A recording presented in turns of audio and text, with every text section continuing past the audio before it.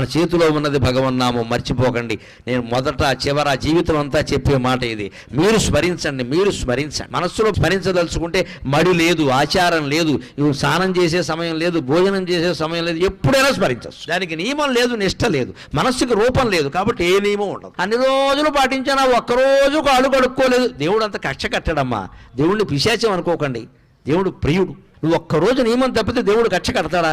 అలా అయితే దేవుడు అవుతాడా? అంతగా మనకు బాధ అనిపించింది అనుకో, అమ్మా ఏదో పొరపాటు చేశానమ్మా అని అమ్మవారి దగ్గర చెబితే క్షమించదా? ఆవిడ తల్లి అండి. భగవంతుడి దగ్గర భయం ఉండకూడదు, ఎప్పుడు హాయిగా చనువు ఉండాలి, ఒళ్ళో కూర్చునేలా ఉండాలి. గద, శంఖం, చక్రం, ఈ ఆయుధాలన్నీ వెనకాల వచ్చాయంటే నువ్వు నారాయణాయ నమః, ఓం నమో నారాయణాయ, ఓం నమః శివాయ, శ్రీమాత్రే నమః ఇలా ఏదో ఒకటి చెప్పిస్తూ ఉంటే సర్వాయుధాలు త్రిశూలం సహా నీ వెనకాల తిరుగుతూ ఉంటాయి. నీ జోలికి ఎవ్వడు రాడు, నీ ఇంటి జోలికి ఎవ్వడు రాడు, నీ భార్యా పిల్లల జోలికి ఎవ్వడు రాడు. వస్తే మటాష్, తిరుగులేదు ఇంకా.